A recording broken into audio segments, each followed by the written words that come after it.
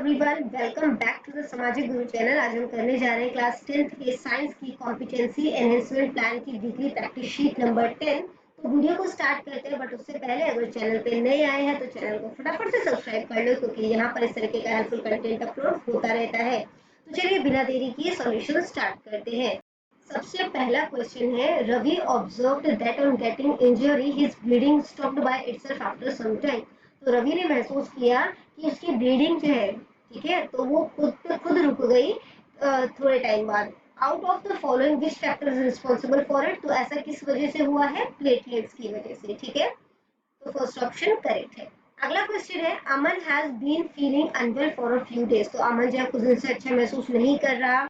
His doctor suspects that his body is not properly getting rid of soluble nitrogenous waste. तो doctor को जो है, doctor ने जो है वो मतलब कि अंदाजा लगाया कि जो इसकी बॉडी में नाइट्रोजीनियस वेस्ट है वो प्रॉपर्ली जो है वो बाहर नहीं निकल रहा। तो उसके लिए उन्होंने एक यूरिन टेस्ट करवाया, ठीक है। The doctor identifies high level of urea. तो डॉक्टर ने जो है वो पाया कि उसमें काफी मात्रा में जो है वो यूरिया है। Based on this situation, which part of Aman's body is most likely responsible for causing this problem.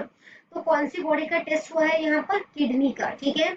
एक तो यूरिन टेस्ट हुआ है, इससे पता चल जाएगा, है ना, क्योंकि यूरिन बनाने का काम जो है वो बेसिकली कहाँ होता है? किडनी में होता है। और इसके अलावा जो है, जो यूरिया बोला है यहाँ पर आपको, ठीक है, तो ये जो है बेसिकली ब्लड को जो है वो प्योरीफाई करता है, जो किडनी है, ठीक है। इसके अलावा जो सोल्यूबल नाइट्रोजीनियस वेस्ट है जैसे कि यूरिया, इसको ये बाहर निकालने का काम करता है किडनी, ठीक है। तो किडनी जो है वो इसका आंसर हो जाएगा, यानी कि गुर्दे। इसके बाद बेटा अगला क्वेश्चन, क्वेश्चन नंबर 3 है, Raj went to doctor complaining of a sore throat and difficulty speaking. तो राज जो है वो डॉक्टर के पास जाता है, कहता है कि उसका जो है वो गला जो है वो खराब है, उसको बोलने में दिक्कत आ रही है। डॉक्टर ने जो है वो डायग्नोज किया him with an inflamed part of his body. तो डॉक्टर ने जो है वो उसके इन्फ्लेम्ड यानी कि जिस पार्ट में सूजन है उसको जो है वो चेक किया, ठीक है। ड्यू टू ओवर यूज, तो और ये जो है वो स्वेलिंग किस वजह से है? Singing that produces sound when air passes through it at high pressure. तो हाई प्रेशर से जब यहाँ से हवा जो है वो पास आउट होती है, तो इसकी वजह से उसके जो है वो सिंगिंग मतलब कि ये जो बॉडी पार्ट है ये इन्फ्लेम हो गया है। Which part of Raj body is most likely to be affected. तो राज का कौन सा बॉडी पार्ट जो है वो अफेक्ट हुआ है? लेरिंग्स, ठीक है।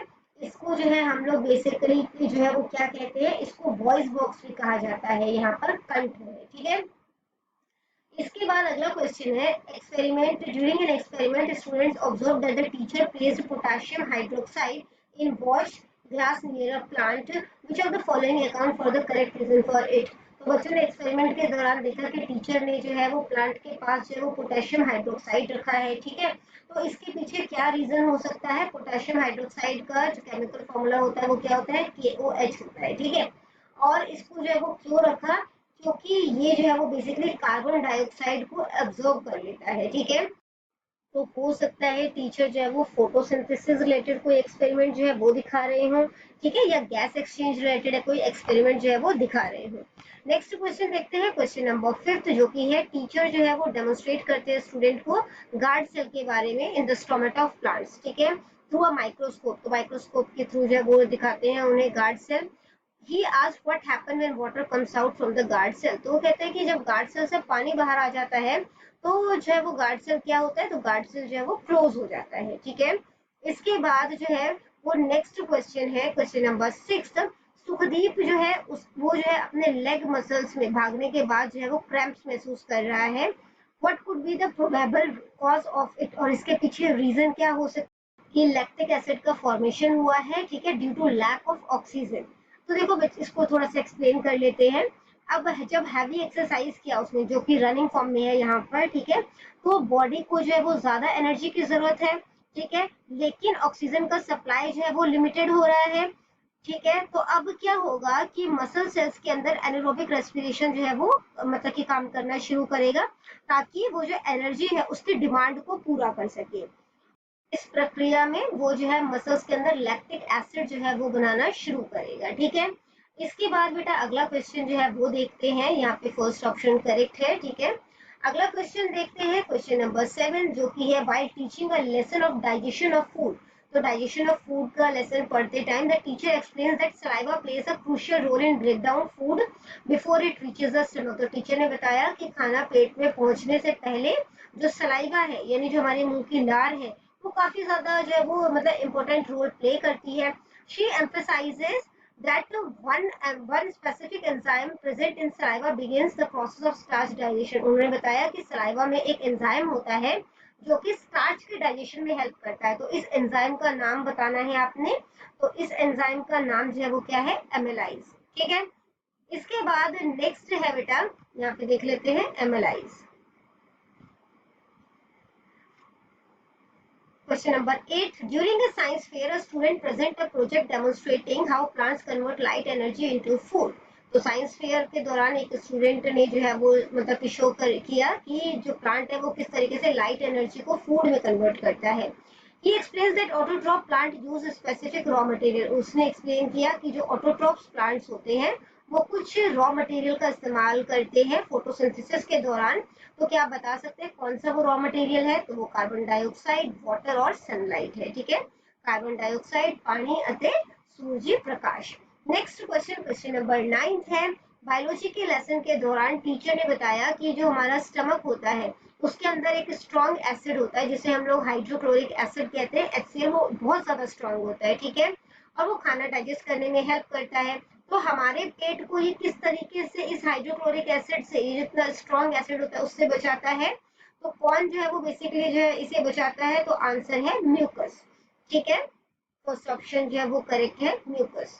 इसके बाद नेक्स्ट क्वेश्चन है, साइंस फेयर के दौरान स्टूडेंट ने जो है वो एक्सप्लेन किया लाइफ प्रोसेस के बारे में। ठीक है, जो कि लिविंग ऑर्गेनिज्म में होता है। ये list process like nutrition, respiration and transportation. तो उसने जो है वो ये सारे लिस्ट के बताया। However, he mistakenly included one process that is not considered a life process। तो उसने गलती से एक मतलब प्रोसेस के बारे में बता दिया जो कि लाइफ प्रोसेस का पार्ट नहीं है।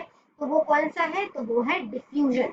ठीक है, अब डिफ्यूजन जो है देखो, बाकी जो है जो कि है न्यूट्रिशन, रेस्पिरेशन, ट्रांसपोर्टेशन, ये किसी भी जीव के लिए जिंदा रहने के लिए जरूरी है। खाना खाएगा तभी जिंदा रहेगा, सांस लेगा तभी जिंदा रहेगा। इसके अलावा ट्रांसपोर्टेशन जो है इसमें जो है वो ब्लड ट्रांसपोर्ट जो है वो हो जाता है। ठीक है, इसके अलावा जो है आप इसमें नर्वस सिस्टम जो है उसको इंक्लूड कर सकते हो। ठीक है, तो यहाँ पर जो है डिफ्यूजन जो है वो प्रोसेस है जो कि इंक्लूडेड नहीं होना चाहिए था। ठीक है, क्वेश्चन नंबर 11 जो है वो देखते हैं जो कि है While teaching in class about respiration process। तो टीचर जो है वो रेस्पिरेशन प्रोसेस के बारे में पढ़ा रहे हैं क्लास में। Teacher discuss that it is an important process. तो टीचर ने बताया कि ये एक जरूरी प्रक्रिया है। According to her what is the main purpose of respiration in living organism. तो लिविंग ऑर्गेनिज्म में रेस्पिरेशन का मेन पर्पस जो है वो क्या होता है? तो इसका मेन पर्पस होता है ग्लूकोज को एनर्जी में कन्वर्ट करना। ठीक है, सेकेंड ऑप्शन करेक्ट है, ग्लूकोज नो ऊर्जा विच बदलना।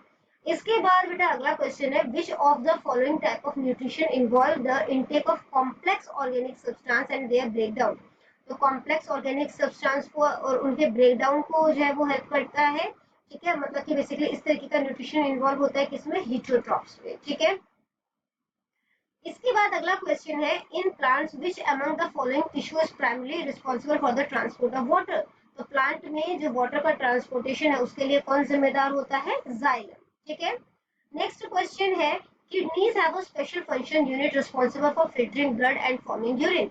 तो किडनी में एक स्पेशल फंक्शन होता है जिससे कि वो ब्लड को फिल्टर करके यूरिन जो है उसमें से बेसिकली जो वेस्ट मटेरियल होता है उसको बाहर निकाल देता है यूरिन के फॉर्म में। What is the name of the functional and structural unit of the kidney?